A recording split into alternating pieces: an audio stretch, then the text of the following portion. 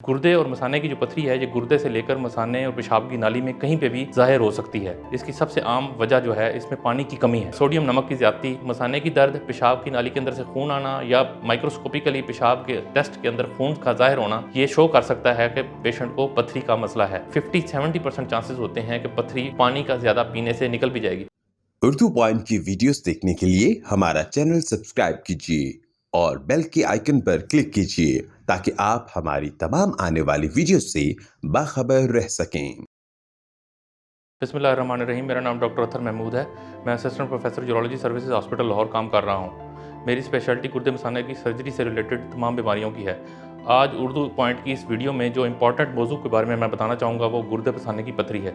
सबसे पहले मैं बताना चाहूँगा कि गुर्दे मसाने की पथरी होती क्या है और ये कैसे बनती है और इसकी वजूहात क्या हैं।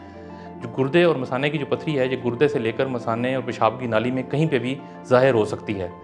इसकी जो वजूहात हैं, जो कॉमन तौर पे देखा गया है, इसकी सबसे आम वजह जो है, इसमें पानी की कमी है कि पानी कम पीना। जिन लोगों में पानी डिहाइड्रेशन हो जाती है, पानी कम पीते हैं गर्मियों के मौसम में, उनमें पथरी बनने के चांसेस ज़्यादा होते हैं। सबसे आम तौर पे जो पथरी देखी गई है, पथरी होती तो 2-3 किस्म की है, जिसमें कैल्शियम ऑक्सलेट स्टोन्स हैं, यूरिक एसिड स्टोन्स हैं, सिस्टीन स्टोन्स हैं। लेकिन सबसे कॉमन जो हमारे इलाके में देखा गया है, 70-80%, 85% लोगों में कैल्शियम ऑक्सलेट स्टोन्स होते हैं। 50% लोगों में, 50 से 70% में इडियोपैथिक होते हैं, जिसमें कोई वजूहात नहीं होती। ये पथरी फैक्टर को जो एसोसिएट करते हैं, उनमें डिहाइड्रेशन है, जब पानी कम पीना और गर्म इलाकों में रहना, ये उसको पथरी के चांसेस को बढ़ा देते हैं। और कैल्शियम ऑक्सलेट और कुछ पथरियाँ ऐसी होती हैं जैसे यूरिक एसिड स्टोन्स होते हैं, इसका तो क्लियर ताल्लुक होता है, जिसमें गोश्त ज़्यादा खाना, खाने में नमक की ज़्यादती होना, एनिमल प्रोटीन्स जिसमें बीफ गोश्त और मटन गोश्त जो लोग ज़्यादा खाते हैं, उसमें ये यूरिक एसिड स्टोन बनने के चांसेस ज़्यादा होते हैं। और कुछ ये एसोसिएशन इसकी देखी गई है पथरी के मरीज़ों का, जब स्टडी की गई है उसमें ये देखा कि स्मोकिंग के अंदर भी चांसेस ज़्यादा होते हैं पथरी के, और इसका ब्लड प्रेशर में नमक की ज़्यादती और सोडियम नमक की ज़्यादती और एनिमल प्रोटीन, ये सारी चीज़ें पथरी के बढ़ाने का मौजब बनती हैं। और कुछ ऐसी वजूहात होती हैं जिसमें मेटाबॉलिक काजेज़ होती हैं। मेटाबॉलिक का मतलब ये है कि जिस्म के अंदर नमकियात के अंदर तनासब चेंज हो जाता है, जो नॉर्मल तनासब से डिफरेंट हो जाती हैं चीज़ें, जो कि पथरी बनने का बायस बनती हैं। बच्चों के अंदर अक्सर देखा गया है कि बच्चों के अंदर जो पथरी, छोटे बच्चों में जो 2 साल, 3 साल, 4 साल या 5 साल, 7 साल के इवन जो पथरी के साथ आते हैं, उनके अंदर अक्सर मेटाबॉलिक काजेज़ होती हैं, जो कि मज़ीद डिटेल टेस्ट करवा के पता लगते हैं। बज़ाहिर अल्ट्रासाउंड और इन चीज़ों से नहीं वो तशख़ीस होती।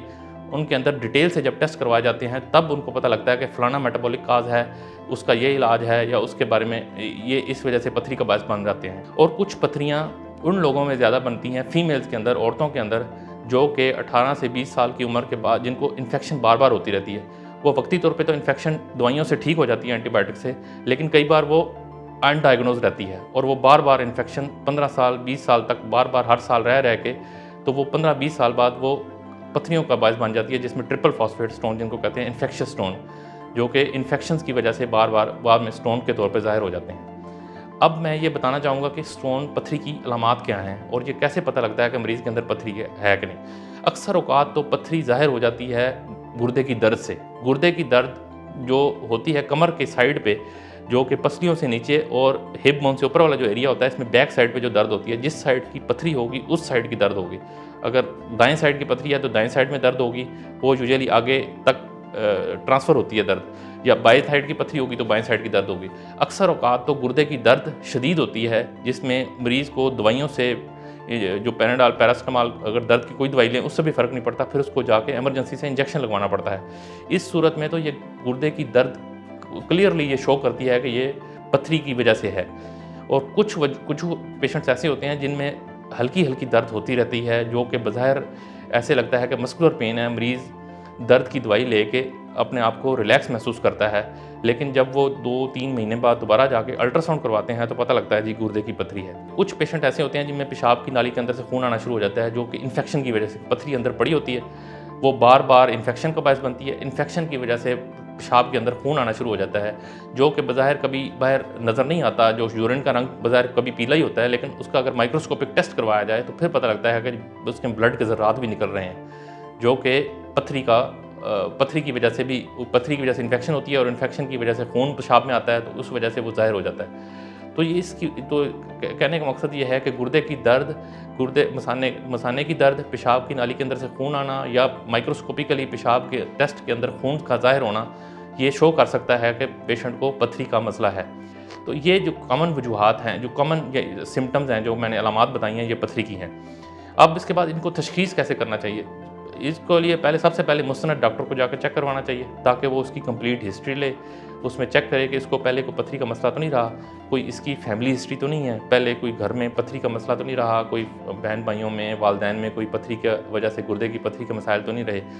फिर उसकी कंप्लीट हिस्ट्री डॉक्टर खुद ही लेंगे और इसलिए मुस्तनद डॉक्टर को चेक करवाएं। फिर उसके मुताबिक वो इन्वेस्टिगेशन एडवाइस करते हैं। सबसे कॉमन जो इन्वेस्टिगेशन है, जो कि पेशाब का टेस्ट और अल्ट्रासाउंड, ये हर जनरल प्रैक्टिशनर के पास अवेलेबल होता है, जिसमें इनिशियल हद तक तशख़ीस हो जाती है कि गुर्दे की पथरी का मसला है। अब मैं आपको इसके इलाज के बारे में बताना चाहूँगा। इसकी इलाज की तो डिटेल बहुत ज़्यादा है, इस वीडियो के अंदर आपको जिस हद तक मैं हो सकता है मैं आपको बताने की कोशिश करता हूँ। इसमें सबसे पहले तो है कि पथरी का इलाज मेडिकल भी है और सर्जिकल भी है। मेडिकल के अंदर तो ये है कि अगर पथरी छोटी है, 5 mm की है या उससे कम है और दर्द बहुत ज़्यादा नहीं कर रही, तो उसको पानी ज़्यादा पी के 5 mm की पथरी का चांस 5 to 7 mm का 50-70% चांस होता है कि स्पॉन्टेनियस एक्सपल्शन, जिसको कहते हैं कि without any surgery, without any intervention वो निकल सकती है, जिसको इवन के शुआएं लगाने की भी ज़रूरत नहीं होती। 5 to 7 mm इसमें पानी ज़्यादा पी के, और अगर यूरिक एसिड है तो यूरिक एसिड को न्यूट्रलाइज करके पथरी को इलाज किया जा सकता है। और इसमें 50-70% चांसेस होते हैं कि पथरी पानी का ज़्यादा पीने से निकल भी जाएगी। इसमें बाज़ औक़ात एक और चीज़ मद्देनज़र रखनी चाहिए कि बाज़ औक़ात डॉक्टर मरीज़ को रोक देते हैं कि आपकी पथरी का मसला है और आप पानी ना पिएँ।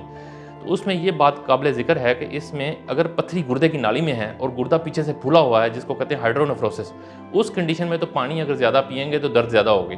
उसमें तो ये ज़रूरी है कि पानी का इस्तेमाल कम कर दें, ताकि उसके साथ दवाइयाँ लेते रहें जो कि पथरी को निकालने का बायस बन सकती हैं, ताकि पीछे से गुर्दे के ऊपर से प्रेशर ख़त्म हो। जब प्रेशर ख़त्म होगा तो वो पथरी चांसेस होंगे कि निकलने के। अब मैं इसके बाद इलाज बताऊंगा जो 7 mm से ज़्यादा की जो पथरियाँ होती हैं, जो गुर्दे के अंदर भी पड़ी होती हैं और गुर्दे की नाली में भी। अगर गुर्दे के अंदर पड़ी हों 7 mm से ज़्यादा, उसके अंदर वो सबसे पहले एक्सरे करा के देखा जाता है कि पथरी की लोकेशन क्या है। अगर तो लोकेशन उसकी एक्सरे के ऊपर भी नज़र आ रही है, तो इसका एक कॉमन इलाज है जिसको लिथोट्रिप्सी कहा जाता है, कि गुर्दे को बगैर किसी कट के, बगैर किसी सर्जरी के, उसको अल्ट्रासाउंड वाला टेबल होता है उसके ऊपर लटा के रेज़ के ज़रिए पथरी को तोड़ा जाता है। ये डे केयर इलाज है। इसमें सुबह मरीज़ आता है, शाम को घर चला जाता है। इसकी फिर मुख्तलिफ़ किस्म के इसके हैं कि इसके 1 सेशन होते हैं, 2 सेशन होते हैं, 3 सेशन होते हैं, डिपेंड अपॉन द पथरी की नोयत के पथरी का साइज़ कितना ज़्यादा है। अगर तो 7 से 1 सेंटीमीटर की है, यूजुअली वो 2 से 3 सेशंस के अंदर निकल जाती है, लेकिन 3 सेशन से ज़्यादा इसके रिकमेंडेड नहीं होते। यूजुअली 3 सेशंस के अंदर अगर लिथोट्रिप्सी से पथरी निकल सकती है तो वो निकलवानी चाहिए, उससे ज़्यादा नहीं, वरना वो रेज़ जो होती हैं वो गुर्दे को डैमेज ज़्यादा करती हैं। अब गुर्दे की नाली के अंदर अगर पथरी 7 mm की फंसी हुई है और गुर्दा पीछे से फूला हुआ है, तो उसका एंडोस्कोपिक इलाज है। आजकल हमारे पास सारी गुर्दे मसाने की सर्जरी तकरीबन 99% वो एंडोस्कोपिकली हो रही है, बगैर कट के। तो उसमें इलाज की भी जिद्दत ज़्यादा है और मरीज़ भी अगले दिन डिस्चार्ज होकर घर चला जाता है, और कुछ केसेस में तो सुबह ऑपरेशन करते हैं, शाम को घर चला जाता है। इसलिए इस इलाज में अगर कोई इस तरह का मसला हो तो ज़्यादा ताख़ीर नहीं करनी चाहिए, कि बजाय पथरी गुर्दे को नुकसान पहुंचा के गुर्दे को नकारा बना दे, उससे पहले उसका इलाज करा के और उसकी ट्रीटमेंट करके उस पथरी से छुटकारा हासिल करना चाहिए। एहतियात के बारे में आप मैं बताना चाहूँगा कि गुर्दे मसाने की पथरी के मरीज़ों को क्या एहतियात करनी चाहिए। ख़ासतौर पे गुर्दे के मरीज़ जिनको पथरी का मसला रहा है, उनमें 50% मरीज़ों में चांस होता है कि 5 से 10 साल बाद दोबारा पथरी बन सकती है। तो ऐसे मरीज़ों को पानी ज़्यादा से ज़्यादा पीना चाहिए। एक बार अगर पथरी क्लियर हो गई है तो उसके बाद सिर्फ यही एहतियात कर लें कि पानी ज़्यादा से ज़्यादा गर्मियों और सर्दियों में पिएँ, तो पथरी बनने का चांस कम हो सकता है।